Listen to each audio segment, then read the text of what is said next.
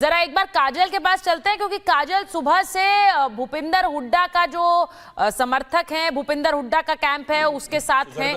तो जरा एक बार काजल के पास उलट तस्वीर है, बिल्कुल उलट तस्वीर है। और वहां अभी भी उम्मीद कर रहे हैं कि कांग्रेस की जीत होगी, अभी इन आंकड़ों के बाद भी।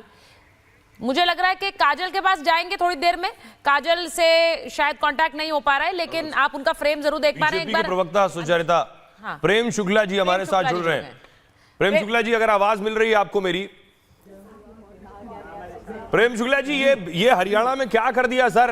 9:30-10 बजे तक तो आपने दूसरे खेमे को खुश रहने का मौका दिया, ये आपने ये गुगली कैसे कर दी एकदम से? देखिए, आदरणीय नरेंद्र मोदी जी के नेतृत्व में भारतीय जनता पार्टी इस तरह के चमत्कार मध्य प्रदेश में भी यही हुआ, छत्तीसगढ़ में भी यही हुआ, अब हरियाणा में भी वही जो है तहराया जा रहा है। और जो कांग्रेस के चीयर लीडर्स थे वो दोपहर होते होते वो रुदाली में परिवर्तित हो गए। सवेरे सवेरे जो जलेबियां खा रहे थे, अब वो उनके कार्यकर्ता उनको गालियां दे रहे हैं, कितनी जल्दी जलेबियां क्यों छनवा ली। जलेबियां बांटने का भी उनको अवसर नहीं मिला। अभी जलेबियां कड़ाही से बाहर निकलती तब तक जो है उनकी जो है कड़ाही पलट चुकी थी। तो कांग्रेस के लोगों की बाल बुद्धि जो है, उनको जो प्रगल्भता दिखाना चाहिए था कि चुनाव परिणामों के 2-5 राउंड जरा मतगणना के पूरे हो जाएं, तब जलेबी की कड़ाही चढ़ाएं। और सवेरे सवेरे चढ़ा दिए एग्जिट पोल के आधार पर, और दोपहर होने तक जो है औंधे मुंह गिर पड़े हैं।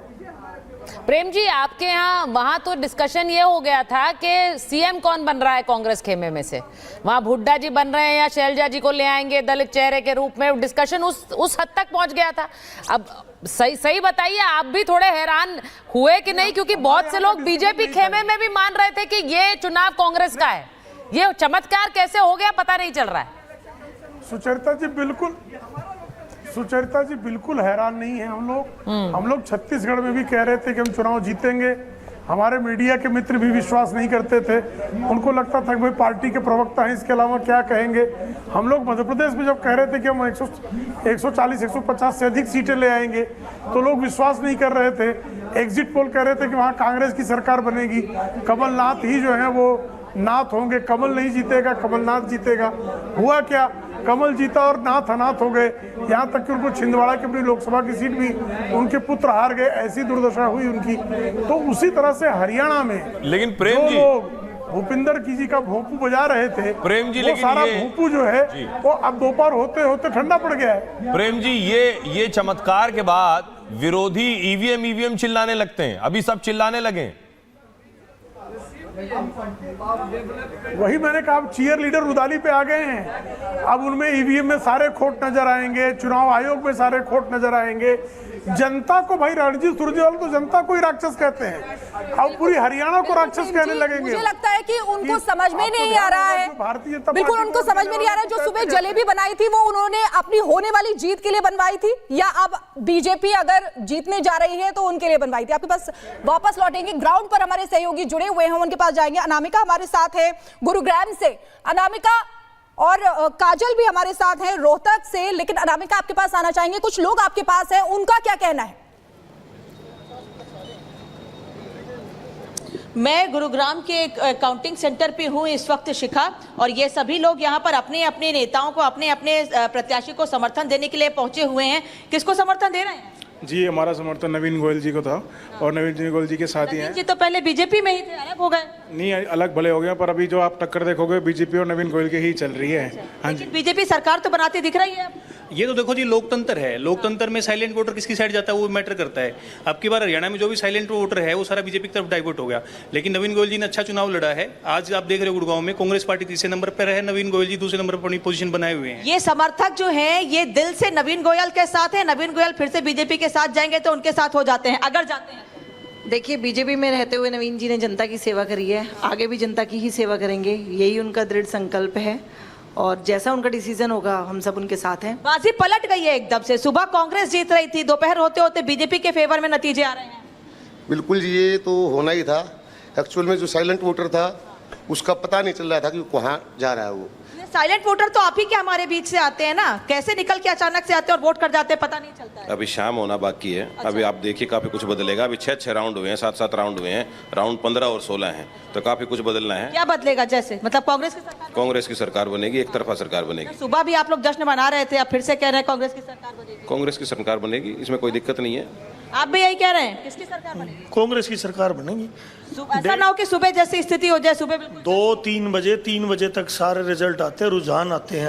अभी सारे बहुत पेंडिंग है। अभी तो 6-7 राउंड हुए हैं, तो आधे राउंडों से भी ज्यादा अभी बचे हुए हैं। तो माहौल बदलेगा। पहले बैलेट पेपर का जो हुआ था वो चल रहा है, उसके बाद फिर होएगा। मतलब आपका समर्थन किसको है? नवीन गोयल को। नवीन गोयल को। अच्छा, कई लोग यहाँ नवीन गोयल के समर्थक हैं, तो नवीन गोयल तो बीजेपी से ही अलग हुए हैं, नाराजगी कुछ हुई थी, उनके टिकट नहीं मिला उनको, इसलिए फिर से बीजेपी में जाते हैं, तो आपका समर्थन किसके साथ होगा? मेरा तो नवीन गोयल के साथ ही है। अच्छा, ये मतलब प्रत्याशी को समर्थन दे रहे हैं आप लोग, पार्टी से कोई मतलब नहीं है आपका? देखो ऐसी नहीं है भाई, नवीन गोयल जी के हमेशा पार्टी के नेतृत्व में काम करा है, पर पार्टी ने किसी कारणवश उनको टिकट नहीं दी। पर अगर आप देखो ओवरऑल कैंडिडेट, अगर भाई सेकंड पोजीशन भी बीजेपी से फाइट लड़ रहे हैं, अगर भाई को ही टिकट मिलती तो कितनी बहुमत से बीजेपी गुड़गांव में जीतती। गुड़गांव में कहते हैं वैश्य समुदाय ज्यादा है, इसीलिए यहाँ पर उनको टिकट नवीन गोयल को दिया गया, लेकिन इस बार ब्राह्मण चेहरे को आगे किया गया है। मुकेश शर्मा पे सीधी टक्कर उन दोनों के बीच है, लेकिन अभी नतीजे आने बाकी हैं। देखिए, जो नवीन गोयल जी राजनीति करते हो, राजनीति नहीं करते हो, सेवा नीति करते हैं। जो आप बात कर रहे हो कास्टिज्म की बात कर रहे हो, लेकिन गुड़गांव में आप देख रहे हो सबने अपने कास्ट से ऊपर, जाति से ऊपर होकर वोट दिया है, लेकिन नवीन जी अभी भी सेवा कर रहे हैं। कल भी उन्होंने रिजल्ट आने, हरियाणा में लोगों ने विकास को वोट किया है कि जाति को वोट? हरियाणा में लोगों ने विकास को वोट दिया है। जो लोगों का जो एजेंडा था, कांग्रेस ने अपनी पूरी ताकत दिखाई, बीजेपी ने अपनी पूरी ताकत दिखाई। ये तो लोगों के मूड पे डिपेंड करता है, लोकतंत्र है, जहाँ पे वोट झुकता है वहाँ पे उसकी सरकार बनती है। ये कह रहे हैं हरियाणा में लोगों ने तो ये विकास को वोट मान रहे हैं कि बीजेपी ने काम किया इसलिए वापस आ रही है, लेकिन कांग्रेस अभी तक भरोसा नहीं कर पा रही है कि हरियाणा में बीजेपी रिटर्न्स हो गया है। वहां पर कांग्रेस के वरिष्ठ नेता जयराम रमेश आरोप लगा रहे हैं। वो कह रहे हैं कि इलेक्शन कमीशन जानबूझकर धीरे धीरे रिजल्ट्स जारी कर रहा है, एक तरह से भ्रम फैलाने की भी कोशिश है और दबाव में काम करने की कोशिश है। ये आरोप वो लगा रहे हैं। जरा सुनिए क्या कह रहे हैं जयराम रमेश।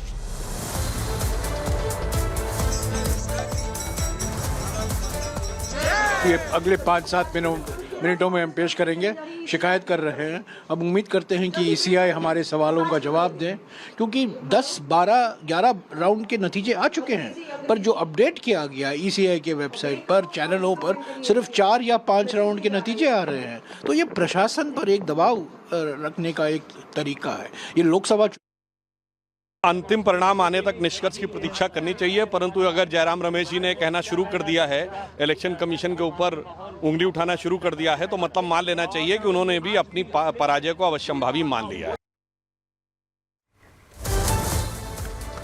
तो आप देख रहे हैं कि जयराम रमेश को आप सुन रहे हैं, ईवीएम का बहाना या आरोप लगाना इलेक्शन कमीशन पर कि धीरे धीरे डेटा अपलोड किया जा रहा है। हमारे साथ हमारे रिपोर्टर ग्राउंड पर मौजूद हैं, सीधे उनके पास चलते हैं। हमारे साथ कोमल जुड़ रही हैं फरीदाबाद से, और काजल हैं रोहतक से, लोमस मौजूद हैं और अनामिका हैं। काजल के पास चलेंगे। काजल, दिखाइए जरा कांग्रेस खेमे में क्या हाल है नतीजे पलटने के बाद।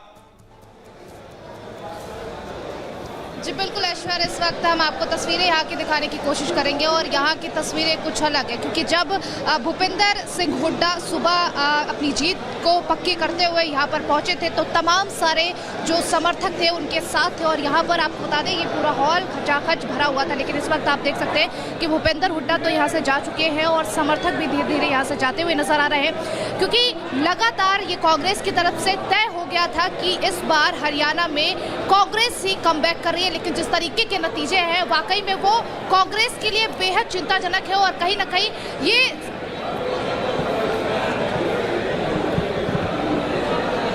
जी बोलिए। ठीक है, तो काजल बता रही हैं वहां भूपेंद्र हुड्डा के कैंप में इस वक्त मायूसी है और ये स्वाभाविक है, लेकिन तब भी एक टर्न अराउंड की उम्मीद कांग्रेस के कार्यकर्ता कर रहे हैं, क्योंकि तमाम एग्जिट पोल्स ने कांग्रेस की सरकार बना दी थी, लेकिन एक बार फिर उलट हुआ है और